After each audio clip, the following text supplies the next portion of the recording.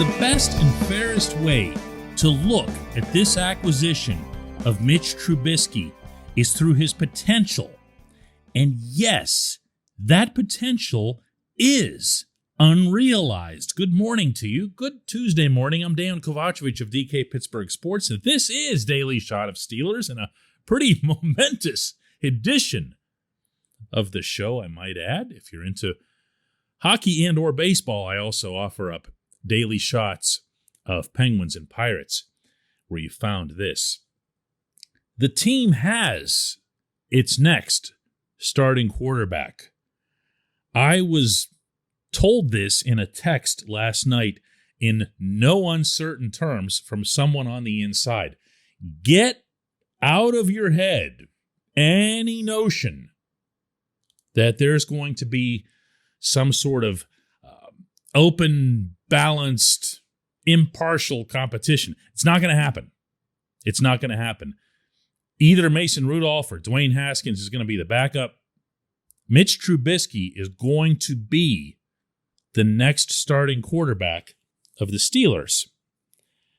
And if you were listening to the show last week, you'd know that I have no problem with that because he is the one individual I singled out of the entire field, meaning potential free agents, trade targets, super big names, even the draft. The one that I circled was Trubisky, for all the reasons that I'll reiterate right now. He was going to be affordable. He is, in the quarterback context. He got a 2-year deal that pays a total of $14.25 million. There are incentives in there that can take it as high as $27 million, but yeah, those are the kind of incentives you're delighted to pay out afterward because they involve some serious excellence at the position, not least of which is winning a Super Bowl. So he comes at a reasonable price. He also comes without having to send out any draft capital. That's a point that I've been pushing really, really hard, and it hasn't been all that popular based on some of the feedback that I've gotten because I get it. You know, we're all human. We like to think big and try to picture Aaron Rodgers or even Photoshop Aaron Rodgers wearing a Steelers uniform or Deshaun Watson or Russell Wilson or whoever. But what nobody likes to deal with is the harsh reality that you're sending out 2, 3 first-round picks and more on top of having that individual come in and eat all of your cap space on a roster that you know is incomplete, that has significant flaws, and that individual isn't going to be able to come in and make all of the difference that's needed. That's why I picked out Trubisky, and that's why, by the same logic, I'm okay, more than okay, with this acquisition. And I'll tell you something else, where I'd be more than okay with it is if I keep hearing additional information about what happened to Trubisky in Buffalo in the 1 year that he was the backup behind Josh Allen. This portion of Daily Shot of Steelers is brought to you by Point Park University. Choose from nearly 100 career-focused programs leading to bachelor's, master's, and doctoral degrees. Choose when and how you'd prefer to do that studying, whether it's at Point Park's gorgeous downtown Pittsburgh campus, whether it's online, maybe a flexible hybrid format would work best for you. Find out more about all of this at pointpark.edu. See, if you want to look at Trubisky's NFL career for what it's already been, you've got the 4 years in Chicago. He had a Pro Bowl season in 2018, had an 11-3 record. Took the Bears, of all teams, to the playoffs 2 out of those 4 years, but then fell out of favor, lost his starting status. Chicago decided to go a different way, drafted Justin Fields, and off went Mitch to Buffalo. And this, to me, is where the story gets interesting, because I heard something else last night that I'll share with you. I heard that the Steelers looked deep and hard into what happened to Trubisky as a backup in his year with the Bills. Now, the stats aren't going to show you much. He made 6 mop-up appearances.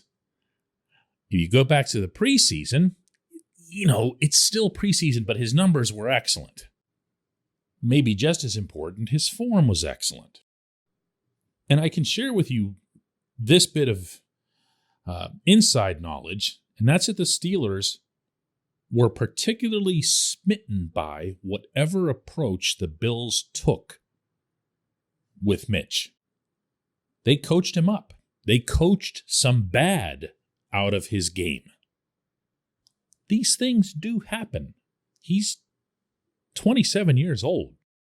He's not some aging vet who's set in his ways. He can get better at that age. But this is the part that will not be inside for anyone. He was with the Bears.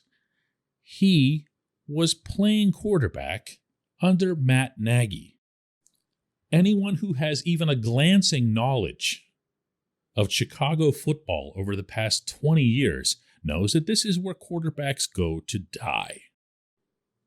And this head coach in particular hasn't exactly shined in that regard. The Bears have been a complete catastrophe on offense for years now. And that doesn't just apply to the head coach, it applies to the entire front office and management. I went through a fair amount of video of Trubisky's time in Buffalo. And I'll ask you again to not laugh at that, because it was just mop-up duty, but there were the preseason games. And I am telling you, no. I am asking you to go check it for yourself. Preseason week 2, Buffalo at Chicago. It was kind of a return/revenge game for Mitch. Even though it was preseason, it was still out there, Soldier Field and everything else. And he was dominant. Go watch it. It's the last, most recent activity he's had on a field in anger. And he's working the Josh Allen offense. Who do they compare Josh Allen to? Yeah, a young version of Ben Roethlisberger. It's a similar offense because Allen has a similar approach at QB to what a young Ben had. We starting to add these pieces up here? The offense is founded on heavy running, but it's also built off a lot of play action, a lot of misdirection. And who does that sound like? Yeah, well, it sounds like Matt Canada, but it sounds like the version of Matt Canada that we were promised when he was promoted. My doubts about Canada should completely nullify anything I said here in this segment about the Bears. But let's presume, just for argument's sake, that Canada isn't the complete fool that a lot of us, myself included, have made him out to be. Let's just presume that. Let's presume that the Steelers have people who know what they're doing. That seems at least fair in March, right? If that's the case, and if they can learn from what the Bills coaches did with Trubisky, then there could be something in play here that would be a lot more significant than just okay. When we come back, just one question.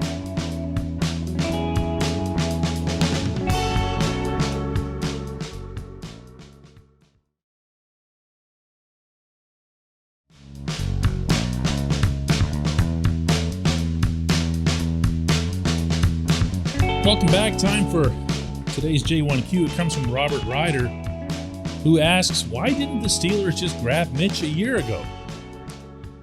And, I can see that argument. He was out there, he was available, and he ended up going to Buffalo as a backup.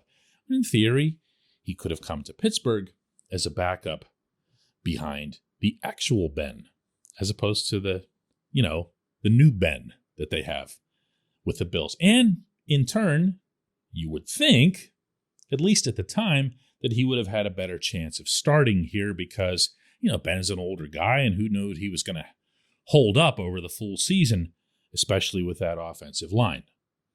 Ben did, to his credit, and almost entirely to his credit, because he became really, really good at releasing footballs in about 0.0001 seconds.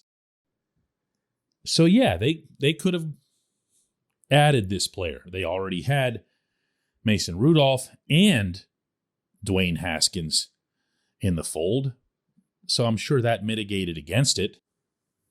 But here again, I'll bet if you got the Steelers management people into some kind of, lie detector chair or whatever, and you ask them why they wouldn't have pursued that player at the time, it's probably because all they had on record of this individual was his performance with the Bears. They hadn't gotten to see whatever it was that Buffalo did with him. Whereas now they have that information, they have that experience, and they have whatever amount of footage is available to them. You know what's funny? I almost wish that you had asked your question a little bit differently. Instead of saying, why didn't they go after Mitch? Why didn't they make a move to go get Justin Fields? Right? Go get that kid before the Bears screw him up. We all know, and we all talked about Mike Tomlin following Fields around at Ohio State's Pro Day, and this must mean he loves him because he was mic'd up that day, and you got to hear everything that he says, even though he says that to all the kids at all the Pro Days. But it sounded like he really, really fell for this kid, and we started to imagine what it would be like if he came to Pittsburgh. There's a lot to like about Fields, and I'm not just saying that because of some of the things that he showed us at Heinz Field this past season. He flashed a lot through Chicago's entire schedule. But, the way things go with the Bears, a lot of doubts crept up about him as well by season's end. The reason that I bring up Fields is that maybe, and I've heard this argument be made in pretty compelling ways, the Steelers should have begun the process of finding Ben's successor in a draft that had a lot more quarterback talent than this one, and that's most drafts. I don't know that too many people would argue that Fields is a better quarterback prospect, of better potential than Malik Willis, Kenny Pickett, or anyone else in this class. He'd be the number one quarterback in this class. That would have involved moving up in the draft and, other orchestrations along the way. But you know what? That option's still going to be there. Not in the coming draft, maybe in next year's draft. If Trubisky doesn't live up to his potential. But there's that word again, potential. We don't know, not yet, how good or bad this kid is. We just don't. There's no way we can know that after 4 years in Chicago where he did mostly okay if you look at his underlying numbers. I'm intrigued by this situation. I wouldn't describe myself as excited. I think intrigued is a better way to put it. I would prefer this scenario in which the quarterback who's coming in has a chance, at least a chance, to be that next guy. Doesn't have to end up in the Hall of Fame. That's a Pittsburgh thing we got to kind of work out of our system here, is that all of our quarterbacks have to be either Roethlisberger or Bradshaw or they're busts. You can have a good, competent, steady National Football League quarterback for several years and compete and contend. If you've got good scheme, good supporting cast, in the Steelers' case, possibly a very, very good defense. Let's see what he can do. Let's see what he can do outside of Chicago. I think that's fair. I appreciate the question. I appreciate everyone listening to Daily Shot of Steelers. We will do another one tomorrow.